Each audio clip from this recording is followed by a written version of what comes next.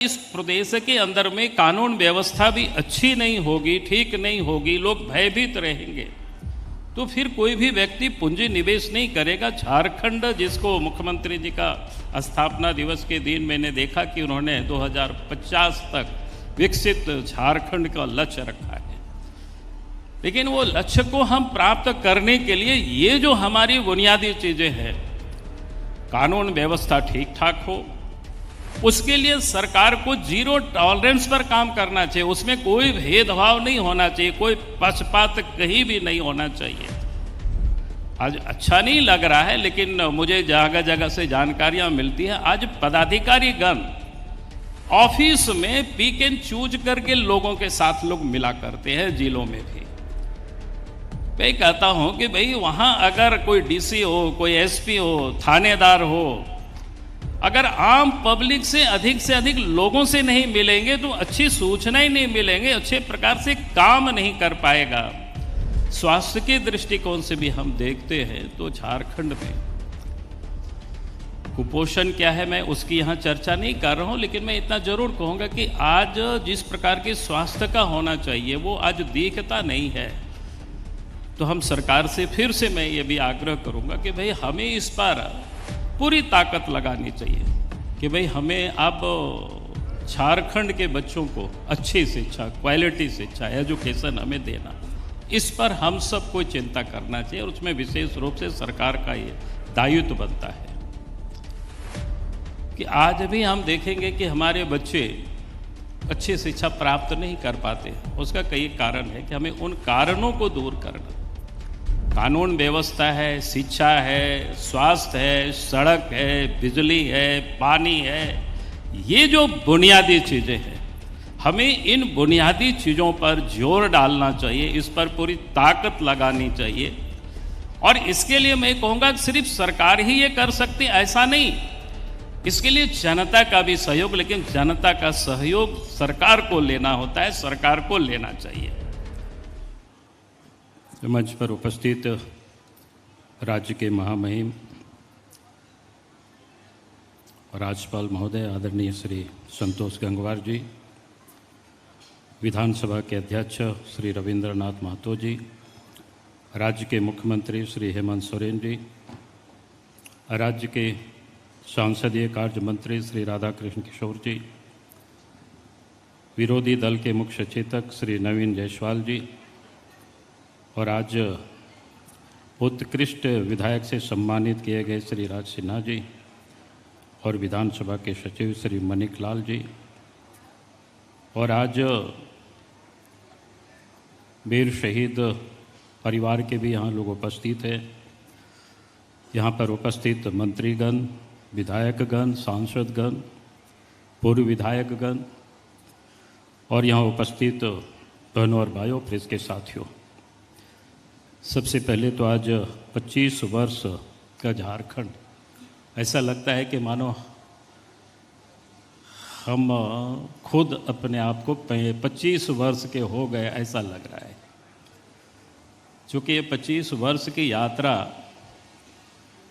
हम सब लोगों ने कई एक प्रकार के राजनीतिक उतार चढ़ाव को भी झारखंड प्रदेश में देखा है।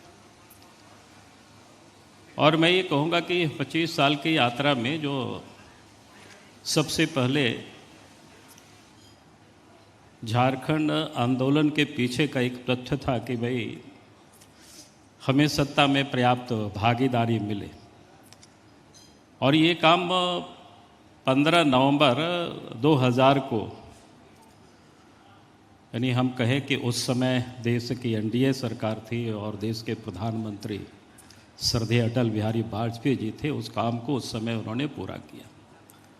यानी यहाँ के लोगों के हाथों में पूरी तरह से राजनीतिक सत्ता का हस्तांतरण किया, और झारखंड वासियों को ये मौका मिला।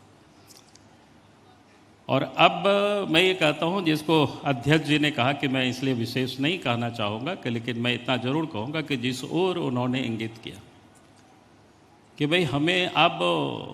झारखंड के बच्चों को अच्छी शिक्षा, क्वालिटी शिक्षा, एजुकेशन हमें देना,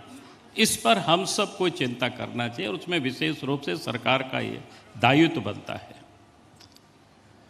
कि आज भी हम देखेंगे कि हमारे बच्चे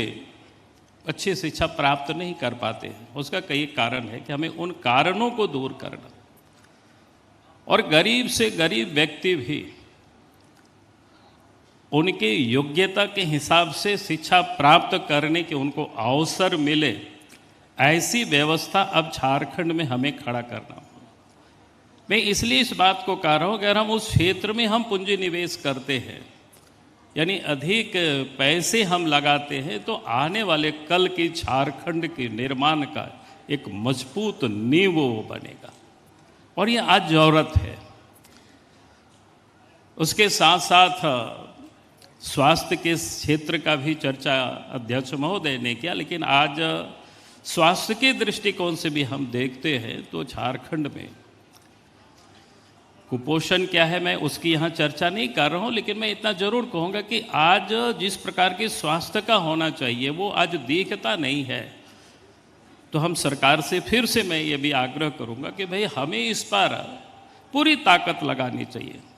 क्योंकि वास्तव में झारखंड की जो विकास का आधार है वो इन्हीं में से आगे बढ़ेगी। अच्छी स्वास्थ्य हो, अच्छे स्वास्थ्य लोगों को यहाँ मिले, स्वास्थ्य की सुविधा हम उपलब्ध करा सके, शिक्षा की सुविधा उपलब्ध करा सके, और फिर कानून व्यवस्था ठीक ठाक हो। ये हम सब लोगों के जिम्मे कि अगर इस प्रदेश के अंदर में कानून व्यवस्था भी अच्छी नहीं होगी, ठीक नहीं होगी, लोग भयभीत रहेंगे, तो फिर कोई भी व्यक्ति पूंजी निवेश नहीं करेगा। झारखंड, जिसको मुख्यमंत्री जी का स्थापना दिवस के दिन मैंने देखा कि उन्होंने 2050 तक विकसित झारखंड का लक्ष्य रखा है, लेकिन वो लक्ष्य को हम प्राप्त करने के लिए ये जो हमारी बुनियादी चीज़ें हैं, कानून व्यवस्था ठीक ठाक हो, उसके लिए सरकार को जीरो टॉलरेंस पर काम करना चाहिए। उसमें कोई भेदभाव नहीं होना चाहिए, कोई पक्षपात कहीं भी नहीं होना चाहिए। अगर हमने इस काम को कर दिया तो मैं विश्वास के साथ कह सकता हूँ झारखंड में जो क्षमता है, तो शायद वो 25 साल और नहीं लगेंगे, उससे पहले हम झारखंड को विकसित राज्य की कतार में हम खड़ा कर सकते हैं, क्योंकि झारखंड में वो सामर्थ्य है। लेकिन हमें इन बुनियादी चीज़ों को हमको ठीक करना पड़ेगा। कानून व्यवस्था है, शिक्षा है, स्वास्थ्य है, सड़क है, बिजली है, पानी है, ये जो बुनियादी चीज़ें हैं, हमें इन बुनियादी चीज़ों पर जोर डालना चाहिए, इस पर पूरी ताकत लगानी चाहिए। और इसके लिए मैं कहूँगा सिर्फ सरकार ही ये कर सकती, ऐसा नहीं, इसके लिए जनता का भी सहयोग, लेकिन जनता का सहयोग सरकार को लेना होता है, सरकार को लेना चाहिए। आज अच्छा नहीं लग रहा है, लेकिन मुझे जगह जगह से जानकारियां मिलती हैं, आज पदाधिकारी गण ऑफिस में पिक एंड चूज करके लोगों के साथ लोग मिला करते हैं, जिलों में भी। मैं कहता हूं कि भाई वहां अगर कोई डीसी हो, कोई एसपी हो, थानेदार हो,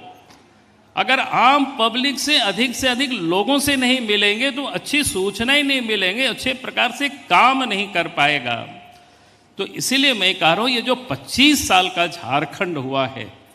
अब आने वाले जो 25 साल का जो लक्ष्य रखा गया है, उस लक्ष्य को पूरा करने के लिए हमें सबका साथ और सबका सहयोग सरकार को लेनी चाहिए। मेरा ये निवेदन है, मेरा ये अपील है, और विशेष कुछ ना कहते हुए फिर से इस 25 वर्षों के झारखंड के लिए फिर जिन लोगों ने भी आंदोलन किया, जो लड़ाई लड़े, चूँकि उसकी फहरिस्त बहुत लंबी है, स्वतंत्रता के साथ ही अलग राज्य के लोग लड़ाई लड़ रहे थे, उन सभी स्वतंत्रता सेनानियों को भी, जो राज्य निर्माण में जिनका योगदान रहा है, उन सब को मैं अंत में श्रद्धा सुमन अर्पित करता हूँ। जीवित है उन सबको मैं बधाई और शुभकामना देते हुए अपनी बातों को मैं समाप्त करता हूँ। बहुत बहुत धन्यवाद। जय हिंद, जय झारखंड, जोहार।